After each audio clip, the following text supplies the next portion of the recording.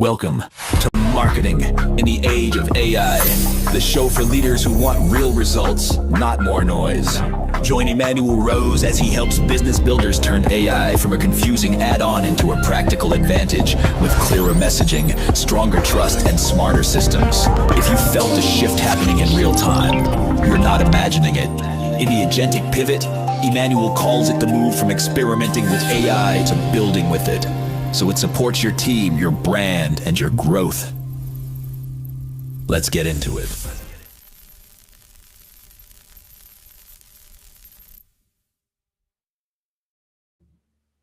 Welcome to Marketing in the Age of AI. I'm Emmanuel Rose, and my guest today is Keith Lauver. He's the founder of Elevator.ai. He's a serial entrepreneur who's raised over $30 million and scaled the Healthy Meals brand into 6,000 stores across 4 countries, even rebuilding after bankruptcy. Keith now works with CMOs, agency leaders, and founders to use AI for distinction, not noise, fighting what he calls the ministry of mediocrity. Keith, it is great to have you on the show today. Emmanuel, thanks for the opportunity. Yeah, you bet. I love it. I love the message. And you talk about the age of average. What are you seeing, and what is your antidote for that?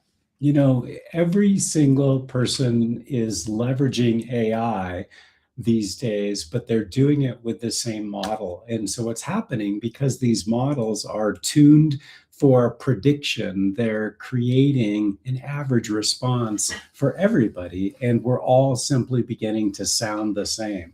We're losing distinction, and I think it's a tragedy. So we're fighting against that. What does that look like? How do you fight against mediocrity?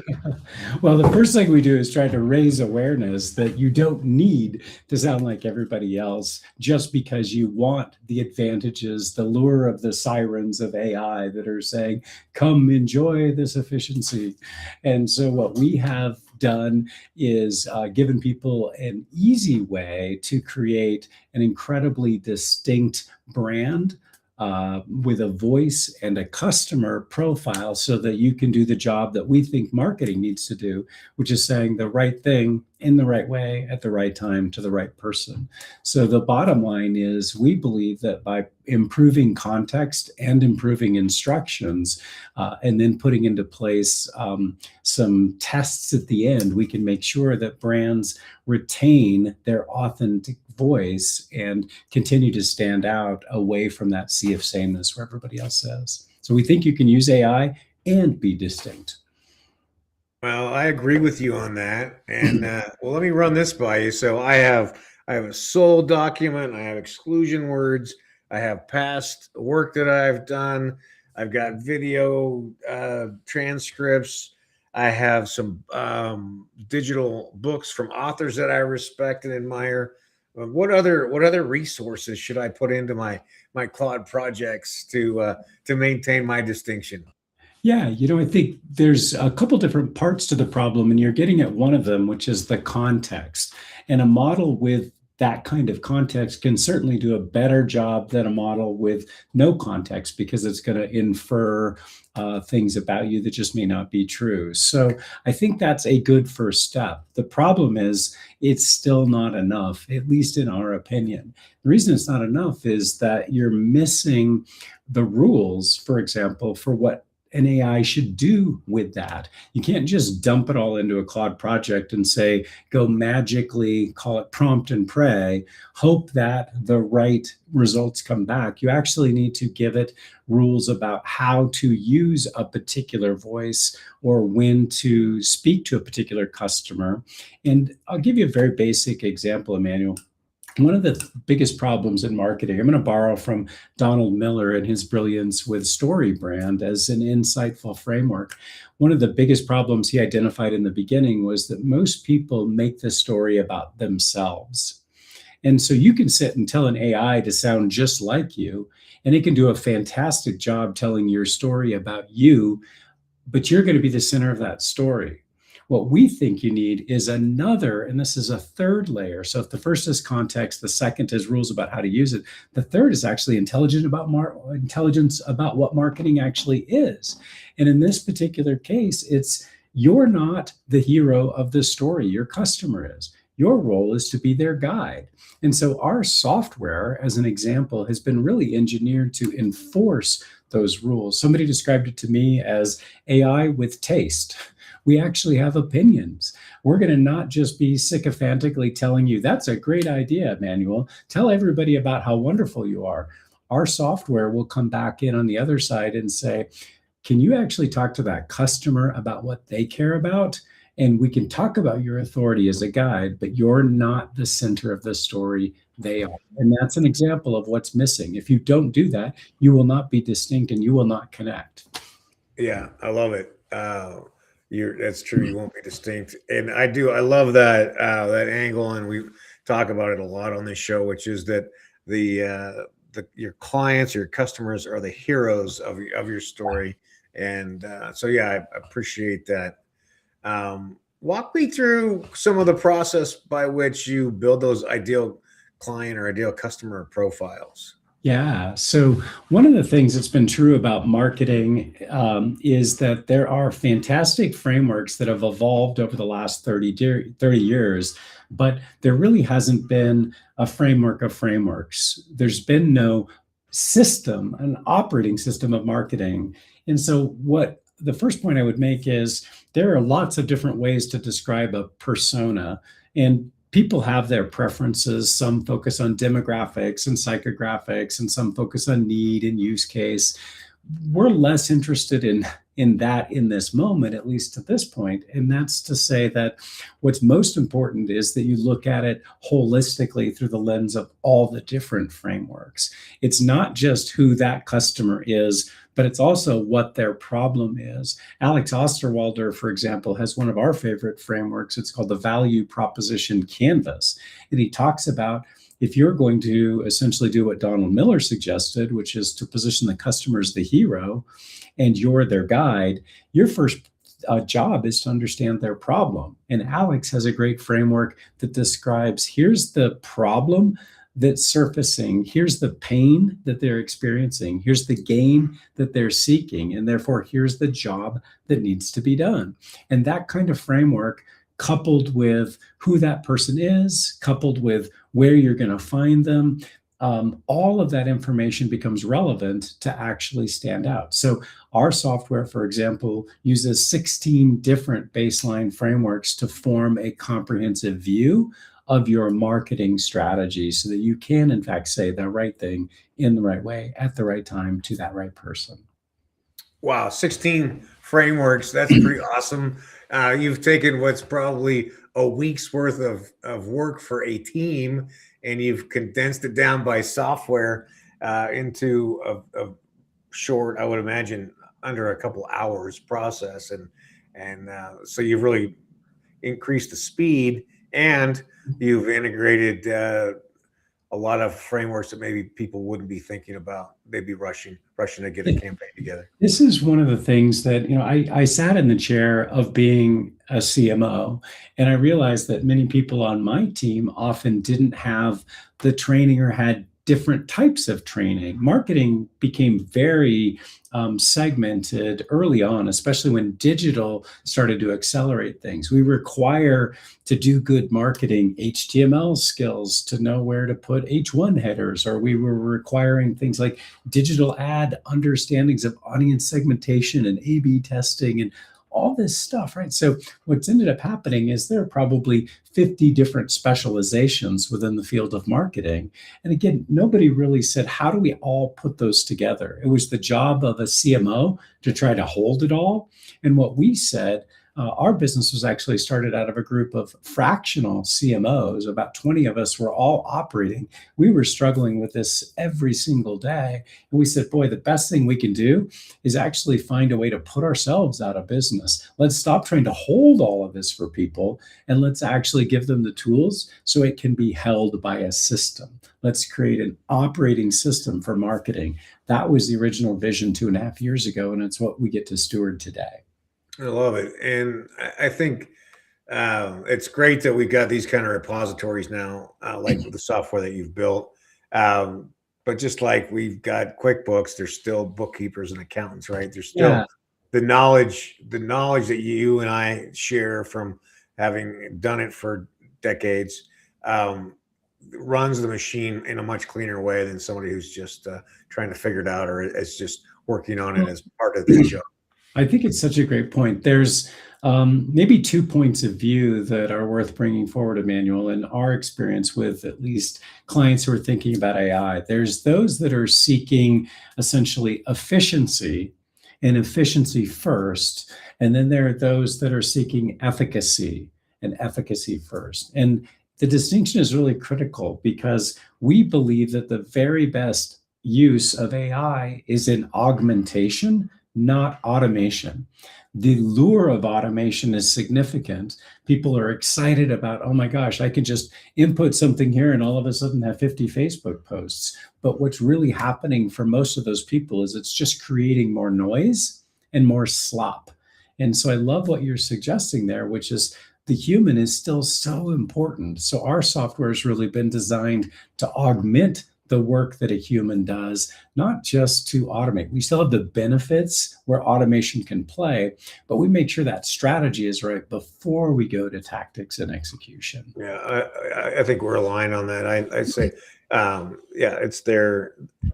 The agents are cool. There are some places for agents right now, but there's still, like some people say, they're like a 5-year-old with an iPad and your credit card, and you get an agent that you don't manage for a couple of days, and all of a sudden, true story, they send out 10,000 emails that are identical to the last one, and they do it every hour.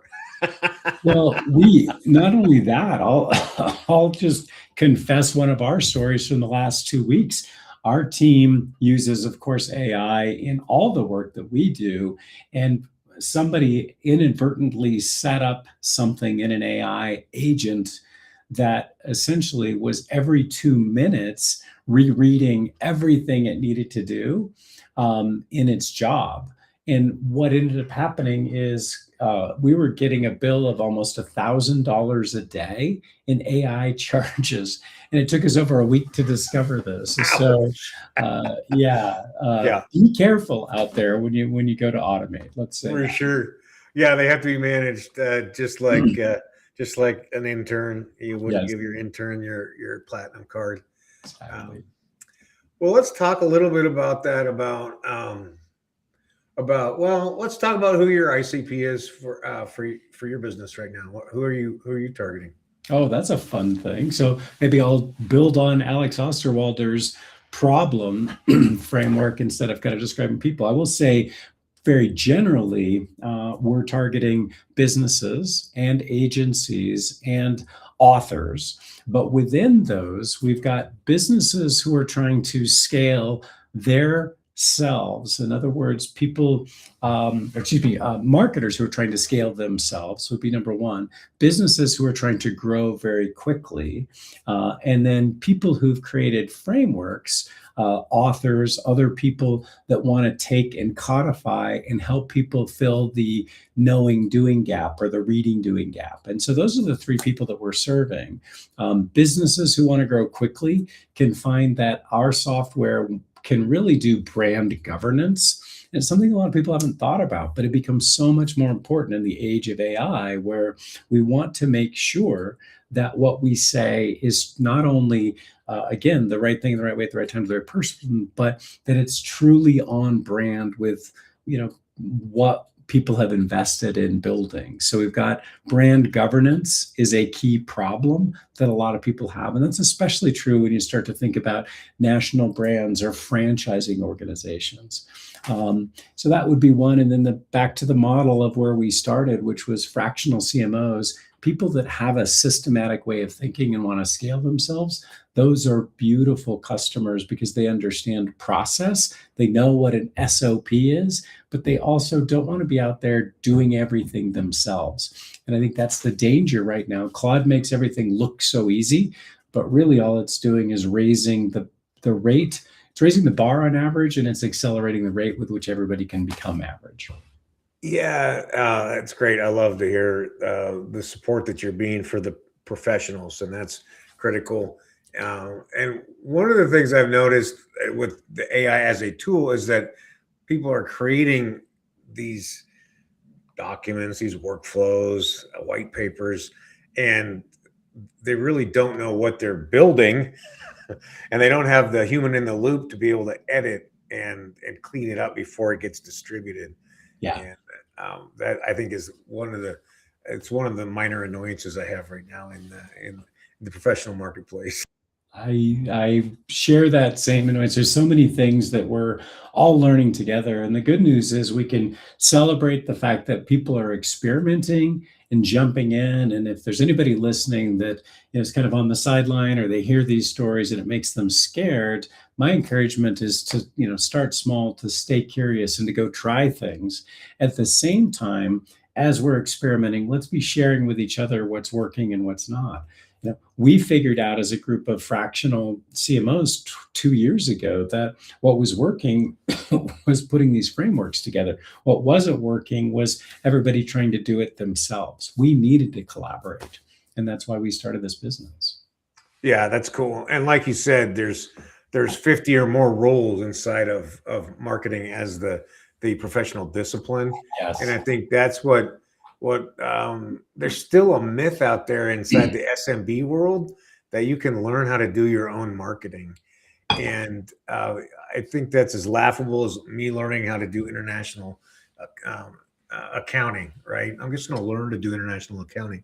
Well, Well, you can't just yeah. learn to be a CMO. I think that's such a great point. It's somebody described AI as the great deception. And I loved the simplification of that. It's giving us the illusion that we can all be experts at everything.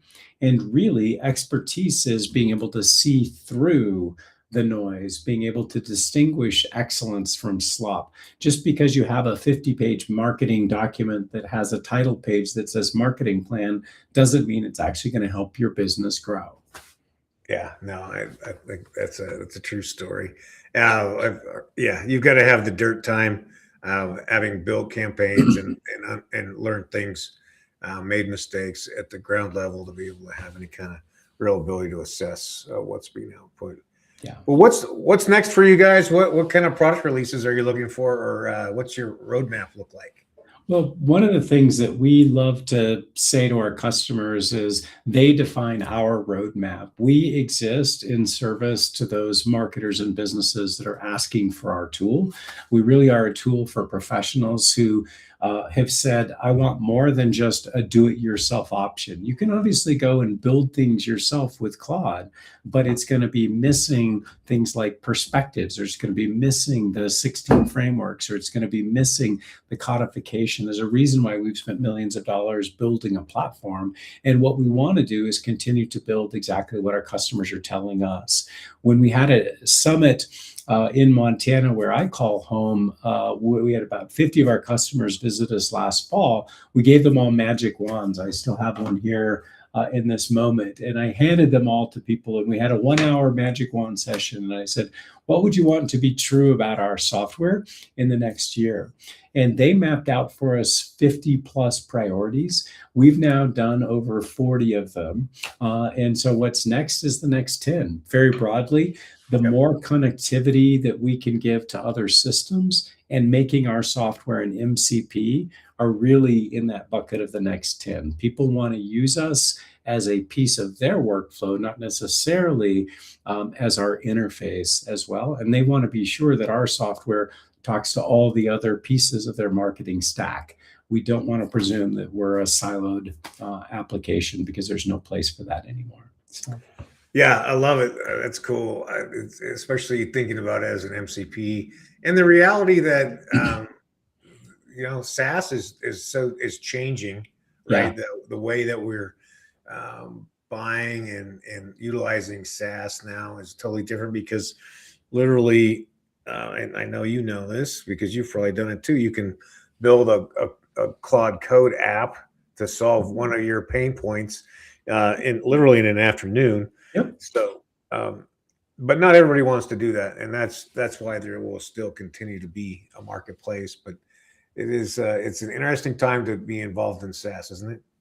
It is. I think that the thing I take comfort in is as it becomes easy for everybody to do kind of a baseline, essentially as the bar for average continues to go up, that is great news for the world because I think we all could use help. We all have blind spots. We all have biases. We all need tools. So that's a fantastic thing. I still continue to believe that there is a wedge. While that wedge is smaller and smaller because average is going up, up, up, up, up, there's still a wedge in there for essentially brands and people who have a higher degree of expertise or who really want to hold on to distinction at a much greater level. So brands that have a lot at stake, people who want to be experts, systems, therefore, that support those people. That's what we are. If you sit down and use Claude Code to build something, you're going to get an average marketing plan. Fantastic. You're going to get an average marketing software thing. That's better than nothing. Great job. And I want to congratulate people for doing that. And I don't mean that tongue in cheek. At the same time, there are people who say, my job is not to be an AI systems builder. My job is actually to be a professional marketer or a steward of a national brand. And those are the people that are coming to us because what we've built keeps them in that zone of distinction. Yeah, I love it. Well, that's good stuff, Keith. Elevator AI.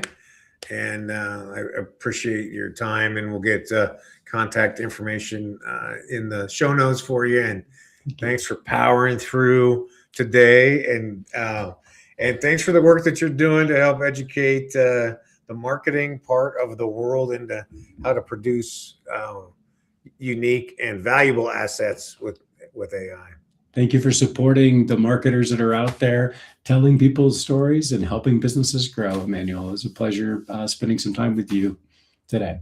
All right. Well, I hope you're on the mend and that you have a good rest of your week and enjoy the holiday. Thank you. You too. All right. Thanks, Keith. You bet. Well, it's good to remember that there's lots of frameworks out there. You need to work your ICPs, work the demographics, the psychographics, the pain points, and that it's good to get help from a tool like Elevator.ai that was created by a group of CMOs, and you've got embedded knowledge in this platform that will take you decades if you're ever going to be able to figure it out on your own. So I hope you got some value from the conversation I had with Keith today. I sure enjoyed it and got value myself. I also hope that you continue to spend time with AI tools and find a way to recapture some of your time back, on average about 5 hours a week when used properly and correctly. And then with that time, you continue to upskill, that you spend that time with your friends and family, and that you get outside into nature, away from the screens. This is Emmanuel Rose, Marketing in the Age of AI. Thanks for listening to Marketing in the Age of AI. Be sure to subscribe wherever you heard this podcast so you never miss a future episode. Your copy of Authentic Marketing in the Age of AI is available at Amazon.com or EmmanuelRose.com. You can also connect with Emmanuel online.